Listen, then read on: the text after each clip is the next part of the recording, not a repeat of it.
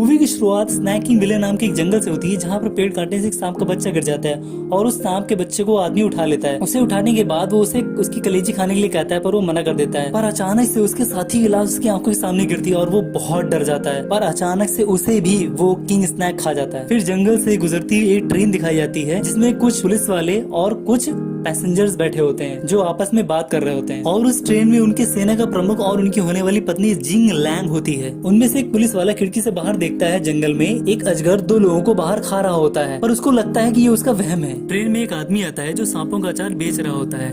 उतनी देर में ट्रेन में एक जहरीला सांप घुस जाता है। घुसकर वो सेना प्रमुख के कंधे पर चढ़ जाता है, पर उसको लगता है कि ये जिंग लैंग कर रही है। सांप उसको काटने वाला ही होता है कि अचार बेचने वाला मू सैंग उसे मार देता है। मू सैंग एक स्नैकिंग होता है जो सांपों को पकड़ता है। मू सैंग नागराज का वंशज होता है। जिंग लैंग मू सैंग से हाथ मिलाने के लिए कहती है, पर वो नहीं मिलाता है। सेना प्रमुख को ये सब मू सैंग की चाल लगती है, पैसे लूटने की। तभी ट्रेन रुक जाती है और एक लेडी ट्रेन के बाहर देखती है। अजगर उसे खा जाता है, बट सबको नहीं पता कि ये जहरीले सांपों का और 2 मुंह वाले अजगर का हमला होता है। सभी सांप ट्रेन के डिब्बे में घुस के हमला कर देते हैं और काटने लगते हैं। मू सैंग सबको लहसुन मुंह से चबाकर सांपों के सामने फेंकने को कहता है, जिससे जहरीले सांप भाग जाते हैं। बट सेना प्रमुख मू सैंग के ऊपर सारा दोष डाल देता है। तभी अजगर दरवाजा तोड़ के ट्रेन में घुस जाता है। उसके 2 मुंह देख के सब लोग डर जाते हैं। अजगर एक आदमी को खा जाता है। मू सैंग ब्लीचिंग पाउडर को पानी में मिला के अजगर पर हमला कर देता है और सबके साथ ट्रेन के ऊपर चढ़ जाता है। नीचे चारों ओर सांप होते हैं। मू सैंग सबको पहाड़ की ओर जाने के लिए बोलता है और पहाड़ के बीच में सब लोग घास डालकर उसमें आग लगा देते हैं, जिससे अजगर उनका पीछा नहीं करता है और वो लोग एक जगह पे रुक जाते हैं। मू सैंग एक बच्चे से सांप का जहर निकाल रहा होता है। वहाँ ज्यादातर लोगों को सांप ने काटा होता है। सबके शरीर में जहर फैल रहा होता है।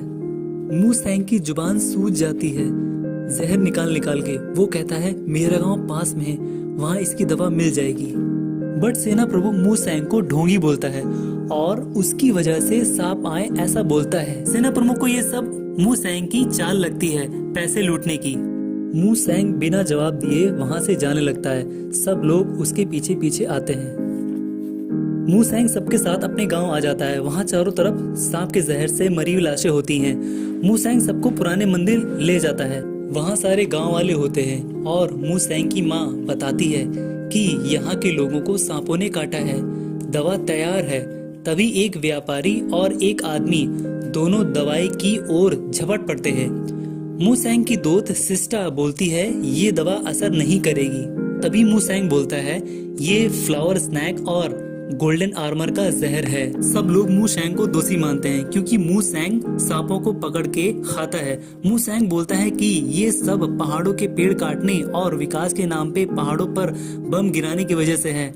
इसीलिए सांप गांव की तरफ आ रहे हैं और इसके जहर के इलाज के लिए हमें स्नैक वैली जाना होगा नागपुष्प के लिए। और उनमें से कुछ लोग रेडी हो जाते हैं और सब पानी के रास्ते से स्नैक वैली जाने लगते हैं। सेना प्रमुख नदी में पेशाब करने लगता है।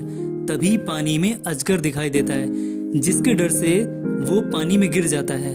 फिर उसको सब लोग मिलकर ऊपर खींच लेते हैं, बट वहाँ पर अजगर आ जाता है और उनके एक आदमी को खा जाता है। तभी वो लोग अजगर को मारने के चक्कर में अपनी ही नाव को तोड़ देते हैं और पानी में गिर जाते हैं। तभी सेना प्रमुख गुस्से में आकर बॉम्ब निकालता है और वो गलती से नाव पर ही गिर जाता है और सब लोग दूसरी नाव से भी अपनी जान बचाकर भाग जाते हैं और किनारे आ जाते हैं।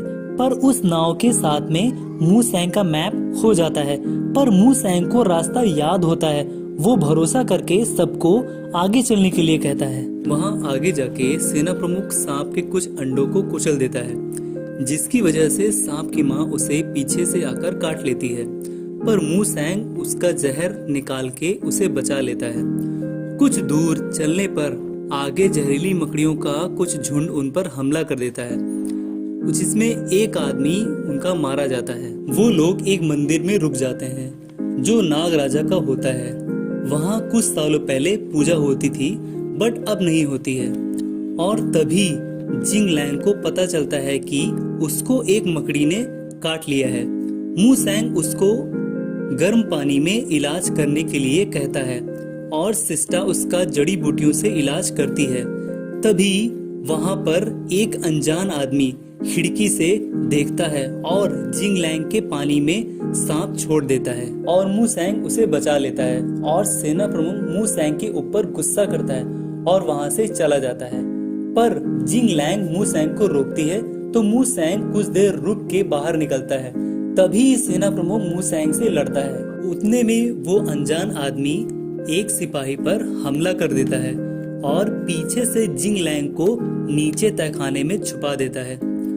मू सेंग उस कमरे में जाता है, तभी उसे नीचे एक और तहखाना दिखाई देता है।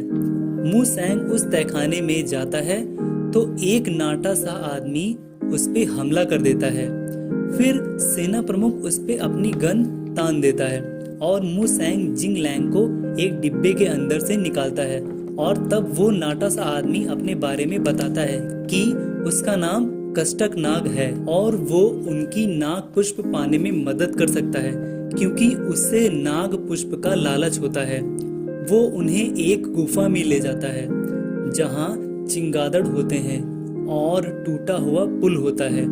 उस पुल पर बहुत ज्यादा शोर की वजह से चिंगादड़ उठ जाते हैं और उन पर हमला कर देते हैं, जिसकी वजह से व्यापारी का सारा पैसा गिर जाता है। उनके 2 आदमी भी मारे जाते हैं। फिर वो लोग बच के आगे जाते हैं। वहाँ आगे 2 गुफा दिखाई देती हैं। वो लोग 2 ग्रुप बनाकर उस गुफा के अंदर आगे बढ़ते हैं। मू सेंग को नाग पुष्प दिख जाता है और तब वो देखते हैं कि उनके नीचे बहुत सारे नाग मिलन कर रहे होते हैं। मू सेंग ऊपर चट्टान पर चढ़ के नाग पुष्प तोड़ रहा होता है और दूसरी तरफ कष्टक नाग उन्हें अजगर की गुफा में फंसा देता है। वो सिस्टा जी को मार देता है और कुछ लोग बच जाते हैं।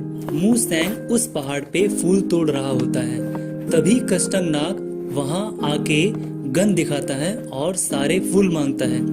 मू सेंग सारे फूल उसे दे देता है। तभी अजगर कष्टक नाग को खा जाता है और नाग पुष्प मू सेंग को मिल जाते हैं। पर सेना प्रमुख गुस्से में आकर उस अजगर को मारने के लिए बम को हाथ में पकड़ लेता है और जिंगलैंग को वहां से जाने के लिए कहता है, पर वो अजगर फिर भी नहीं मरता है। फिर मू सेंग एक चाल चल के अजगर की पूंछ के पास खड़ा हो जाता है, पर अजगर उसको मारने के चक्कर में अपनी ही पूंछ पर वार कर देता है। तभी मू सेंग उसकी गर्दन को काट देता है और वो मर जाता है। फिर मू सेंग, जिंगलैंग और सभी गांव वाले खुशी खुशी रहते हैं।